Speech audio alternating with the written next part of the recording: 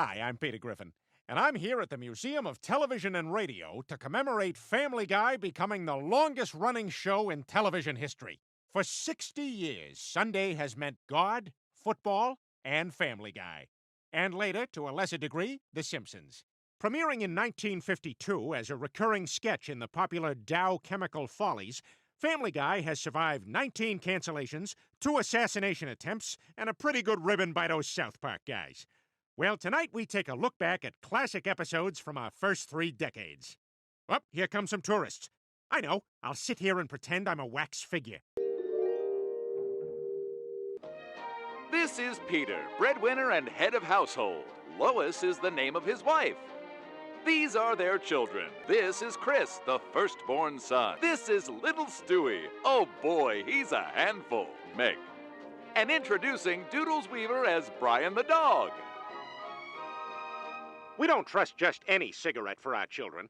It's why it's the playground favorite, right, kid? I overheard the fellas talking. Of course, son. You're a young man now. It's natural to be curious. Face Pop, what's knuckle dunk? Oh, atomic test. Put on your glasses. Never mind what your friend said.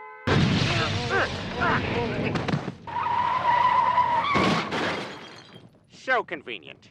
And now a word from our sponsor, Fred Trump Apartments. If you don't want to live with blacks, Fred Trump. Wow, Elvis Presley. Can we get a television set? Why don't you just buy a TV for the weekend, watch Elvis, and then return it on Monday and say it doesn't work? Boy, even in the 50s, you're a scumdag. That's a great idea, boy. Hang on. Why don't I just get a job to help pay for it? What?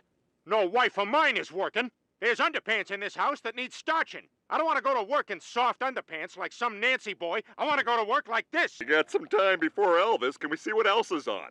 Sure thing. We now return to 1950s sci-fi, which is always a man in a silver suit battling a monster. Leave us humans alone. It's 1994, and the moon belongs to Earth. Rawr!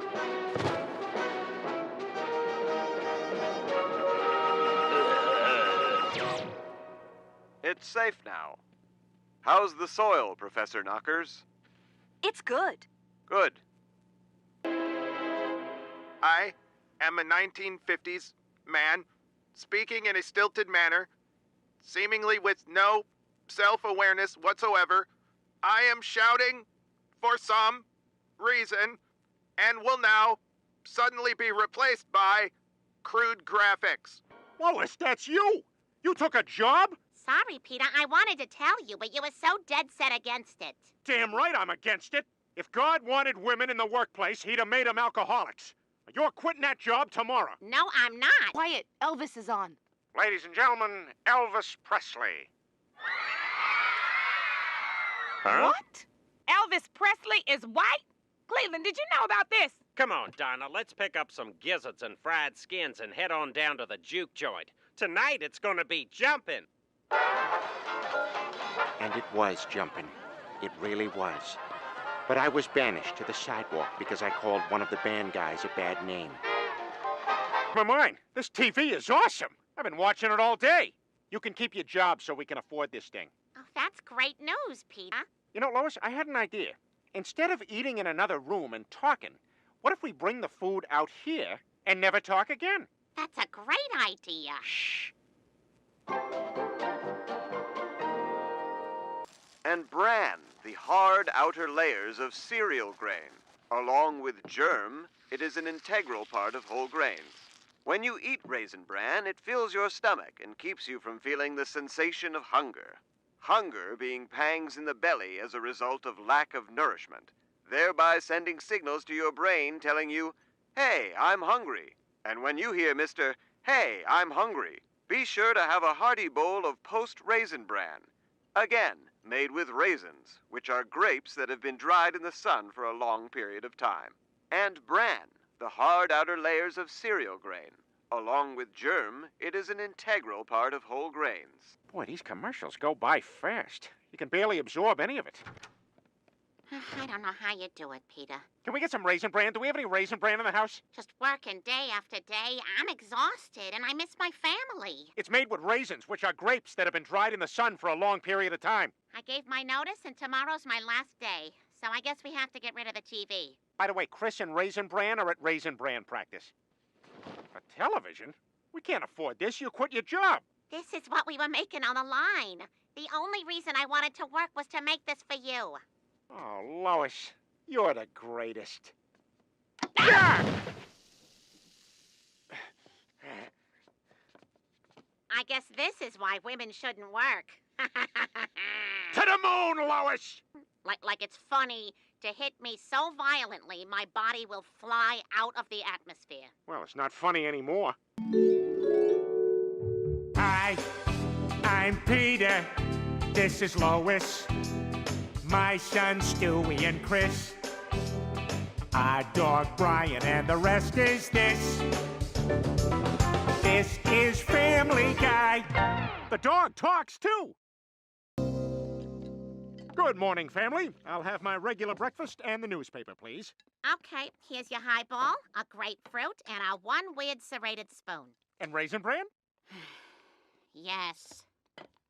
But sorry, there's no newspaper. Chris quit his paper route. What? Aw, jobs are for bozos. Besides, I won't be around to work. Me and my pals are going to Woodstock to smoke dope. No, you are not. Chris Griffin, you are grounded. Oh, I hate you. Now I'll never get to see Sha-Na-Na. Hello, I just moved in down the block. My name's Herbert, not Roy Mitchell. So if you see news reports about a Roy Mitchell from 3 towns over who was accused of all sorts of nonsense and left in a hurry, it's got nothing to do with me, because again, I'm Herbert. Dad, Chris is gone. He went to Woodstock. Now, Meg, nobody likes a snitch. I'm not a snitch. I just tell it like it is. Damn it, Meg. Excuse me, Peter. Maybe I should handle this. Mr. Brady? You know, Meg, when you tattle on someone, you're not just telling on them, you're telling on yourself. And by tattling on someone, you're really just telling them, I'm a tattletale. Now, is that the tale you want to tell? I never thought of it that way. Thanks, Mr. Brady. That's right, Mike Brady. So if you see any news reports about an actor named Robert Reed from 3 towns over who was accused of all sorts of nonsense and left in a hurry, it's got nothing to do with me. Because again, I'm Mike Brady. Chris went to Woodstock? I gotta get there and bring him back before something bad happens. Honey, I'm taking the compact. Save a little on gas. Cars are bigger back now. Oh no, my dad! Chris! He'll be here in 10 minutes. I gotta hide! Chris! Dad, what are you doing here? I'm here to bring you home. Well, I'm not going. I'm staying here and smoking dope. What? No son of mine is gonna be drinking a 3-martini lunch. Why not, Dad? Is it any worse than your 5 Scotch breakfast? What? No son of mine is gonna be drinking a 5 Scotch breakfast. Why not, Dad? Is it any worse than your 3 X's drawn on the jug corn whiskey moonshine? What? No son of mine drink anything but rice wine. That's right. We trace our early family roots to Asia. Listen, Chris, your mother and I love you. We just want you to stay a kid a little bit longer. You understand? Yeah. Okay, I'm off to do my paper route. Wow, Peter, your plan worked to show Chris how horrible drugs are. Quiet, Lois. I'm trying to watch TV. That's one small step. Ladies and gentlemen, the Beatles. God, there's nothing on. There we go.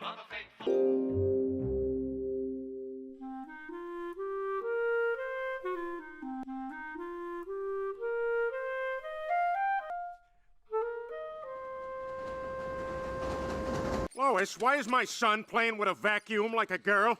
Here, play with this discus and javelin. Then you can grow up like a man, like track and field star Bruce Jenner, the greatest man in the world. Maybe you'll even end up on a box of Wheaties. Didn't these used to have nuts in them? Chris, I see in the paper that Vietnam is still going on, and as a blue-collar TV dad, I demand you enlist. Peter, you can't send Chris to Vietnam. They're bombing women and children. You have no idea how bad it is over there. I don't. Oh, I know war, my friend. I stormed the beaches at Normandy. No running! I said no running! I'm not running!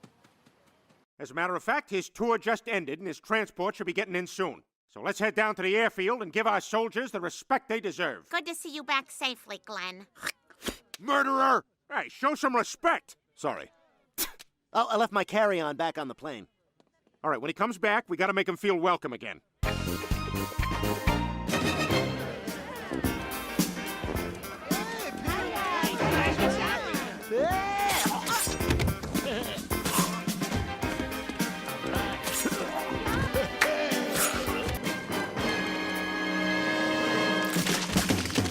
Round of beers for the table. Yep, we got her too. It's good to have you back from the war in one piece, Quagmire. Yeah, some of us weren't so lucky. What are you talking about? You never went to Vietnam. And then got hit by a bus on the walk home. Quagmire, Chris is shipping out tomorrow morning, and he's pretty nervous. I know you enjoy staring like 3,000 feet out into dead space, but you got any good stories I could tell him about how cool Nam is? You know, there's lots of things you expect in war. Carnage, the sleepless nights, or taking a swift boat deep into the jungle. That song again. My penis would even play Fortunate Son while I was visiting a whorehouse. There must have been some other song you heard. Yeah, there was.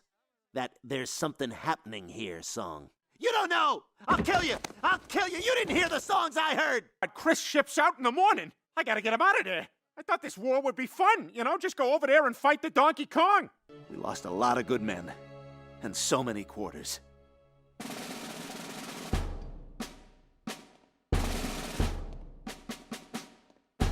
Now listen up. When you hear your name, I want you to sound off smartly and move out. Capo. Yes, sir. Sumner. Yes, sir. Griffin. Yes, sir. I didn't think this through. Hey, where you going? What's the matter with you? I said put your duffel bag right there.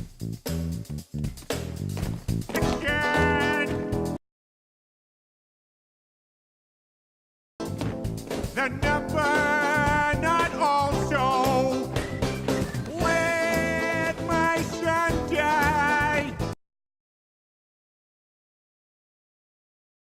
Let his son die.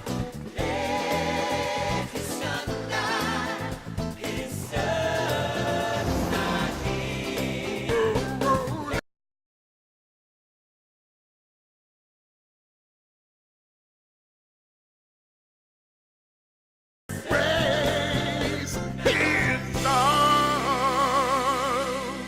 And I hope the exhibits here at the Museum of Television and Radio don't come to life like Night at the Museum. Hey, Peter! Don Knotts! I just want to talk! Stay away from me! Andy Griffith used to beat me up. He was a big drinker.